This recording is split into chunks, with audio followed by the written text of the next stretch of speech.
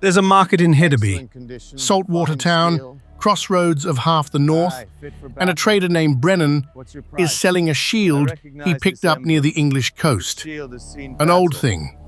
Iron boss dented in, Linden wood boards split along one seam. The leather facing has gone dark and hard, shrunk tight to the wood beneath it, the way rawhide shrinks when something has pressed against it very hard for a very long time. Yes, it feels solid.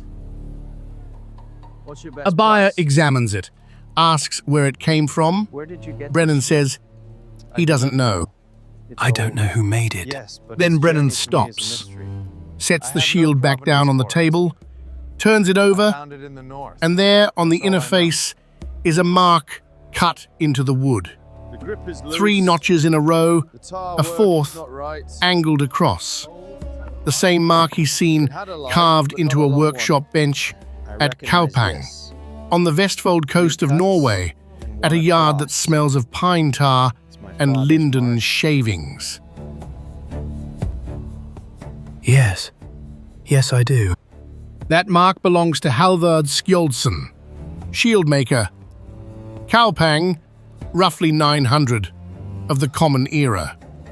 And if you've never heard his name before, well, that's exactly the point. The craft of the Viking round shield is one of the most thoroughly mastered and most completely forgotten manufacturing traditions of the early medieval world.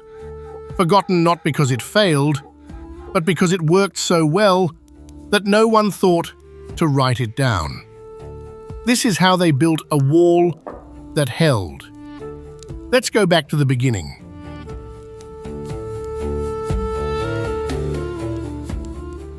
Kaupang sits where the Vestfold fjord narrows toward a crescent of beach backed by low hills. Working town, trading post, the smell of fish and tar and wet rope permanent in the air. Halvard Skjoldsen's yard is the 3rd building back from the water. His grandfather built the workbench he still uses. 40 years of pine tar and linseed oil have gone into that wood. The grain of the boards runs true, because his grandfather had the same habit Halvard has. He'd never set a plank down without checking the grain first. The shield Halvard's building today started as a standing linden tree in a grove at Ringerike, an inland valley a day's walk from the coast. Linden, the small-leaved lime, is not a fashionable wood. No one names their sword arm the Linden Warrior as a mark of distinction. Linden is the wood you use when you want something that doesn't fail. It splits cleanly, it holds iron fastenings without cracking around the shank. It's light, which matters when a man holds that weight in front of his body for hours. And when a blade strikes the face, linden absorbs rather than shatters. The fibers compress, then spring back.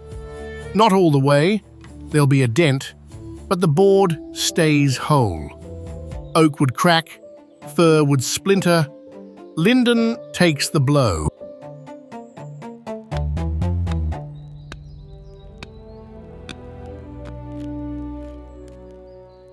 Halvard's standard shield diameter is 82 centimeters, chosen 20 years ago after Ulf Thorvaldsson, one of his earliest clients, showed him a pattern of bruises across his forearm that told him exactly how much coverage a man in a shield wall needed.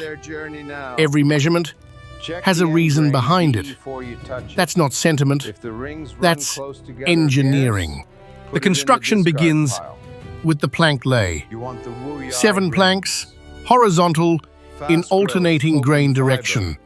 One plank with the summer wood facing outward, the next with it facing in. This alternation is the secret his grandfather figured out. If all the grain runs the same way, a hard blow at the right angle follows that grain and splits the board clean through.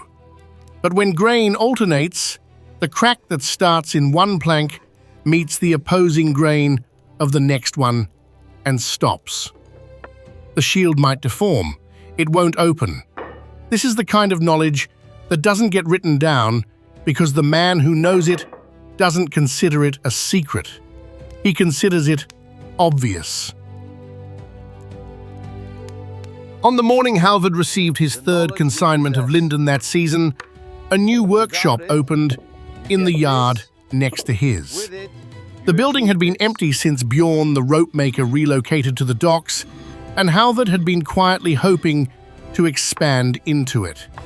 He'd even spoken to the harbour master about it. He hadn't spoken fast enough. The man who moved in was Styr Magnusson, ironsmith, blade maker, and the most talked about craftsman in Kaupang by some distance. Styr made swords for jarls. He'd had a skald compose a poem about one of his blades. The poem wasn't very good, but it existed, which was more than could be said for anything written about a shield.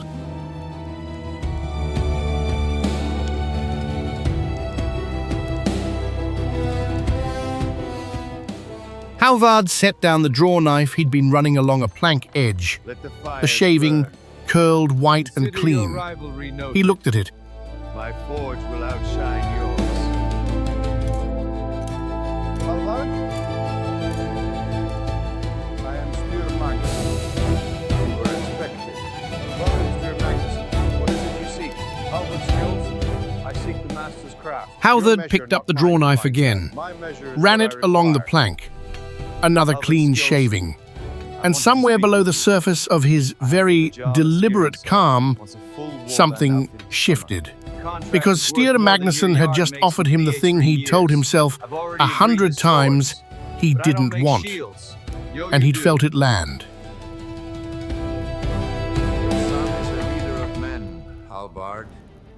I'll think on it. That night, Halvard sat at his bench in the dark after the fire in the tar pot had gone cold.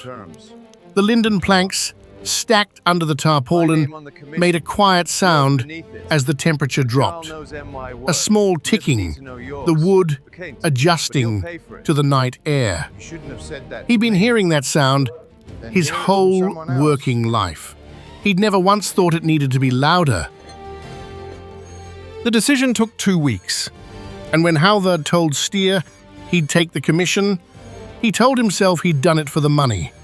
His daughter needed a better grinding wheel. The tarpaulin over the plank store was rotting at one edge. The harbour master's rent had gone up. These were real things. They were also not the real reason. The real reason was that he wanted the Jarl to know his name. And now, for the first time, the Jarl might. The trouble began not with the first shield, or the 5th, but with the 13th. Styr had a view about what the commission should look like. Not about how it should perform, he wasn't interested in that question, but about how it should look when a warrior lifted it. The Jarl would see these shields before he'd ever carry one into a wall. First impression, Styr argued, was everything. It's real, but it's not all that's real.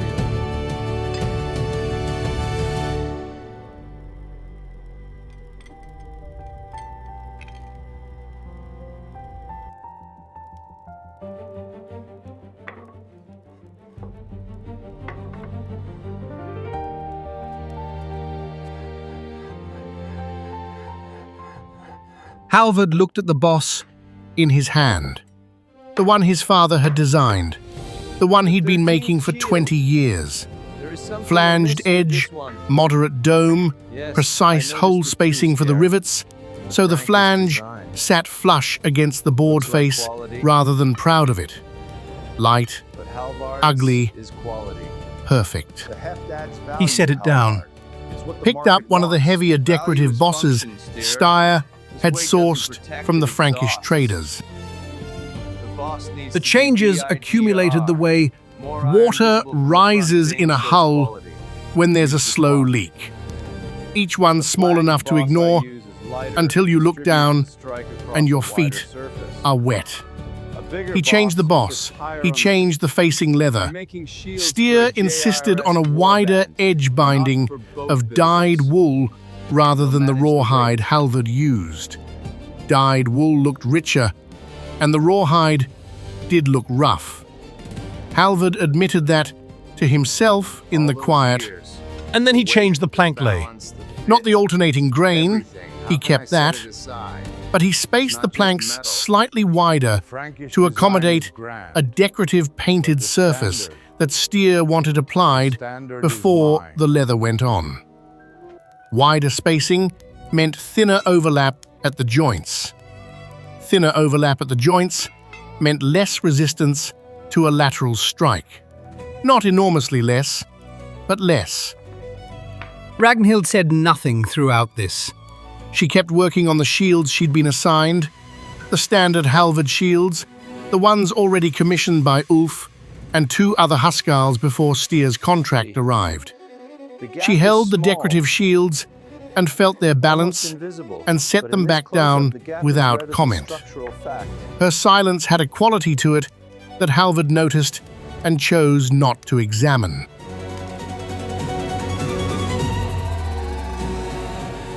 Ulf Thorvaldsson arrived in the 3rd week of the commission, early in the season, which was unusual. He came for his annual recommission, as he always did, and he walked through the yard, checking the work in progress, as he always did. Because Ulf did not purchase a shield he hadn't looked at first. He picked up the 14th shield in the decorative commission series, Turned it over, looked at the boss, ran his thumb along the edge binding.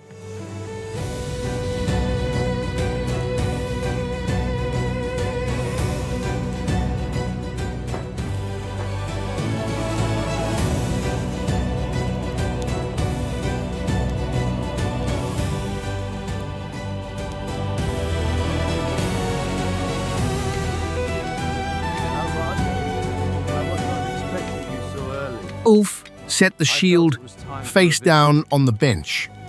He looked around for the wooden test post Halvard kept at the end of the yard, an old balk of timber he used to test edge binding and boss fitting. He picked up a practice sword from the rack by the post. Halvard watched and said nothing, because he already knew. The blow was controlled, Not the kind of strike meant to destroy, but the kind a man makes at half force when he's checking whether a shield is ready. The kind of blow that a finished, correctly made shield absorbs without comment. the plank Cracked. Not split clean through, it wasn't a failure under battlefield conditions, not quite. But the wider joint spacing had left a gap in the compression path, and the blow had found it. The crack ran 3 hand widths along the face, stopping just short of the boss hole. Ulf set the practice sword back on the rack, walked to Halvard's bench, picked up one of Ragnhild's shields, standard construction, no decorative facing, flanged boss, tight plank spacing, alternating grain. He set it on the post, struck it at the same force. The shield rocked on the post. The leather dimpled, the boss rang. The board held. Good. Ready.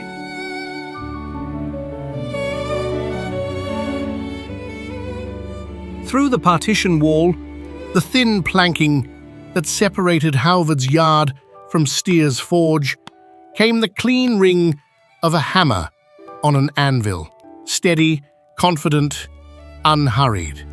The sound of a man making something beautiful. The sound of a man who'd never had to watch his work fail a test. there's a particular kind of morning In a craftsman's life What do we do now? that he'll remember for the rest of it. Not the morning the work went right, I had a feeling because that's what work is supposed to do, but the morning when what was wrong becomes too clear to look away from. Halvard had that morning, 3 days after Ulf left the yard. Closely, Halvard. He stood at his bench. Not a moment too With the cracked soon. shield face up in front of him. The boss holds tight. Daylight through the wide door of the workshop laid a stripe of grey light across it. Ready for finish. He could see very plainly Held.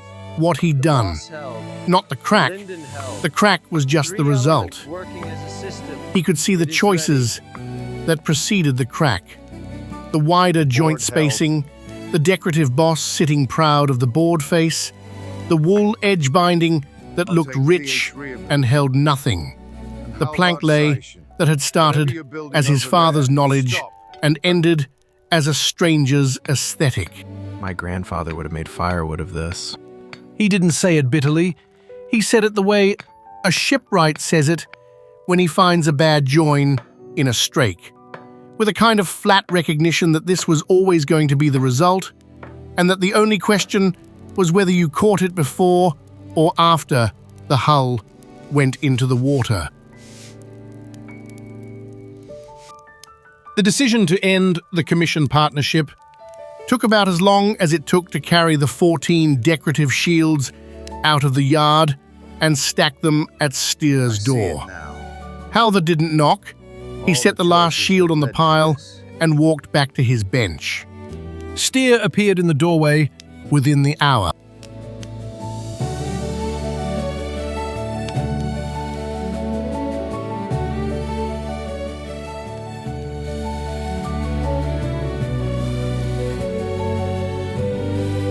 Wider joint spacing. Decorative boss sitting proud.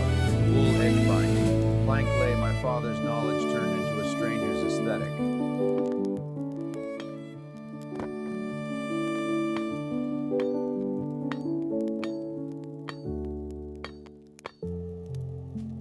Steer stood in the doorway for a moment. Then he looked at the shields he was going to have to explain to the Jarl. The heart gives Then he way. looked at Halvard's It's face, always been the way which of was things, completely hasn't it? still, the way a man's Law in the face goes grain, still bound to show when he itself has in made a time. decision, and the decision has cost Before? him something. Good.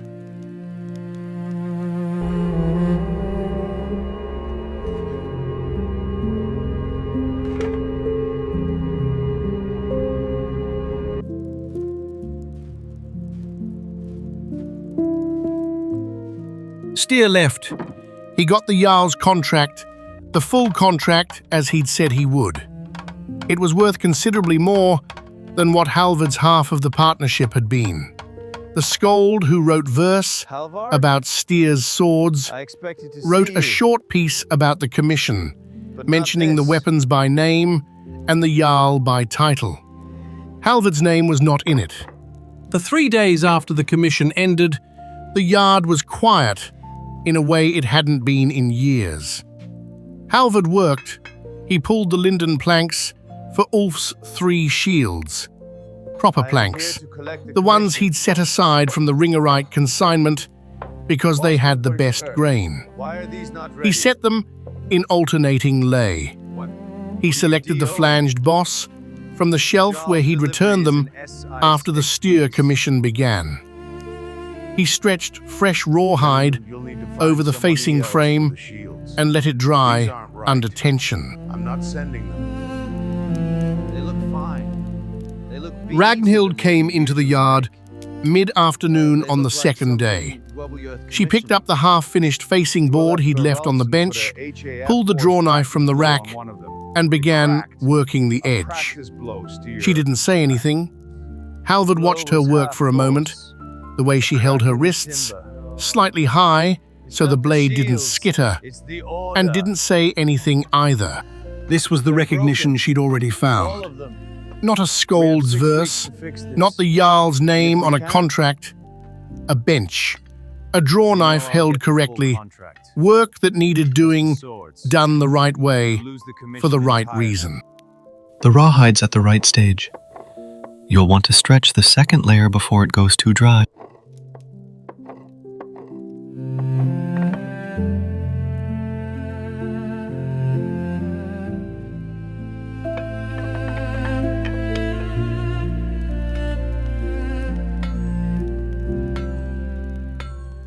She kept working. He kept working.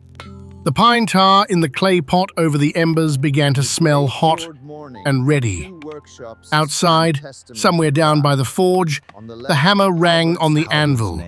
Steer at his celebrated work, making beautiful things that cut. And somewhere on the Irish coast, somewhere Halvard had never been and would never go, a trader named Brennan MacCallig was loading 3 of Halvard's shields into a boat bound south to buyers he'd never named to their maker. 3 shields from the previous year's run, properly made, flanged boss, alternating grain, rawhide face, shrunk hard and tight. Halvard would never know where they went. The shields for Ulf's commission were finished in 6 weeks. Ulf tested each one at the post the same way he always had. Each one held. He paid without ceremony and left. Life in Halvard's yard resumed its ordinary rhythm.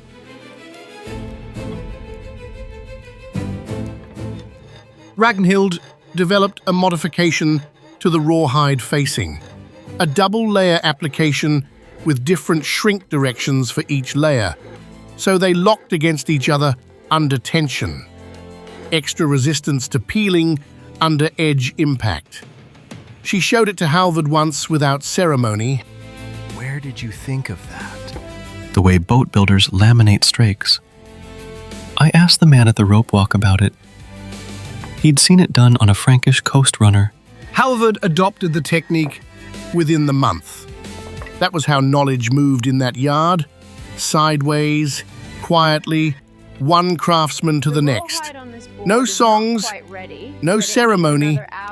The work just got better. Steer's shields, sourced in the end from a faster maker at Birka, were mentioned in the Jarl's delivery inventory and not mentioned again. 3 cracked on the winter campaign. Steer left Kaupang 2 years later. The yard next door, filled with a cooper making barrels for the saltfish trade. The smell of new oak was a change, and Halvard didn't mind it. Brennan MacCallig kept passing through twice a year. He always bought shields, 6 to 12, depending on cargo space, and never once asked Halvard to change anything. That, by Halvard's reckoning, made him one of the best clients he had.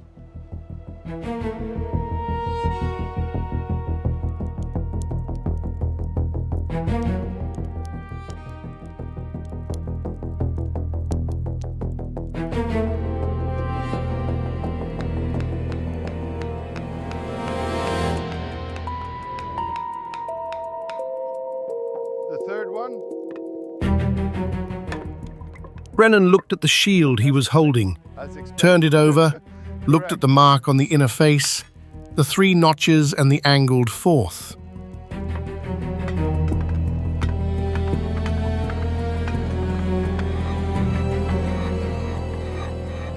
Halvard looked at the mark on the inner face of the shield Brennan was holding. 3 notches in a row, a fourth angled across. He'd cut it into his first bench when he was 19. His grandfather's mark, actually, which he'd copied without asking because there was no one left to ask. His grandfather had cut it into the bench the same way. No explanation, it was just the mark. It's correct. I immediately understand it. This is It took Brennan MacCallig another 3 years to come back to Kopang with what he came back with. The autumn of 1066, by the Christian reckoning. He arrived at Halvard's yard near dusk with a look that meant he had something to say and wasn't entirely sure how to say it.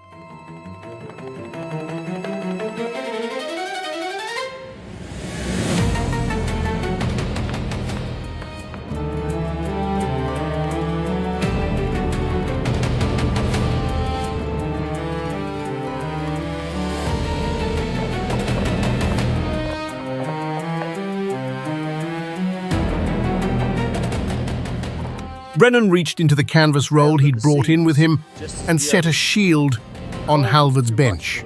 Halvard looked at it the way he looked at all shields. Work first, story later. He saw the damage before he saw anything else. The boss was dented hard. A point strike close to center, which was usually fatal but sometimes not. The leather facing had split on the left side, shrunk back from the edge where the raw hide had dried hard and contracted. The plank boards underneath were exposed along the crack, and the boards were sound. Both sides of the crack were whole. The board had split along the edge seam, but not through the grain. He turned it over. Where do they go? 3 notches in a row, a 4th angled across. This is one of South and mine. west, mostly. The Irish coast. Some left few of the last fires along the English shore. Halvard set the shield down. He looked at the crack along the edge seam. He could see from the geometry of the damage that the strike that split it had come from the right side, low. A cut under the edge, which was a known technique for getting past a shield wall when a line had already begun to compress. The boss damage was separate, a different blow, earlier or later, straight on. The man carrying this shield had been struck at least twice, hard. The core boards had held both times. Do you know was the man who carried it?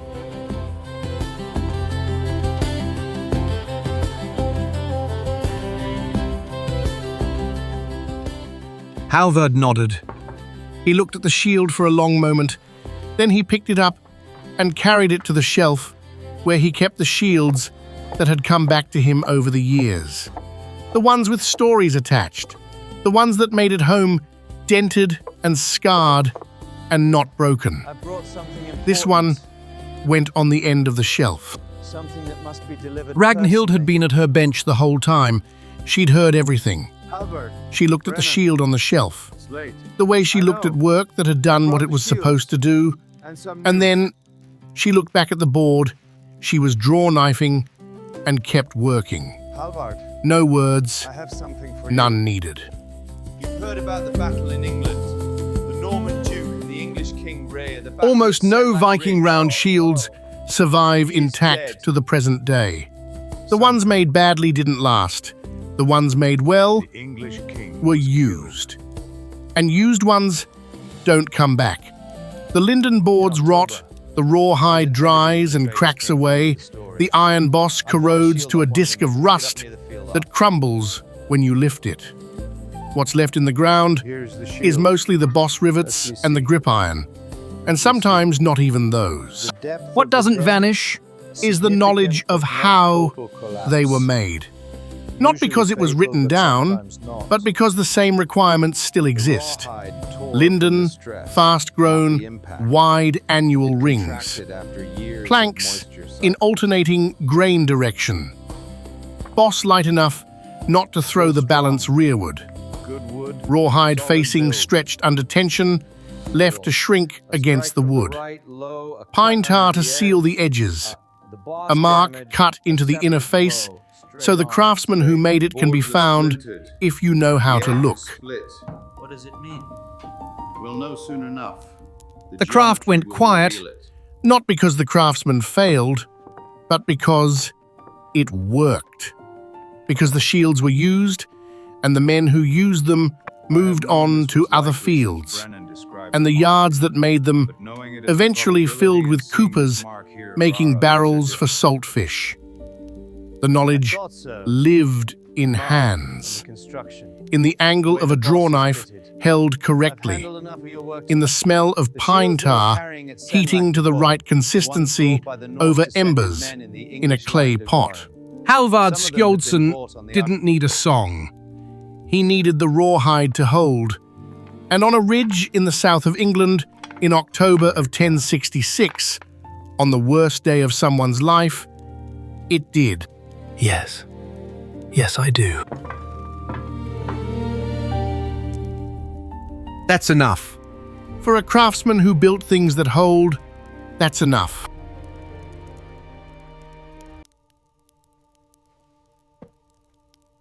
Do you know what happened to the man inside it?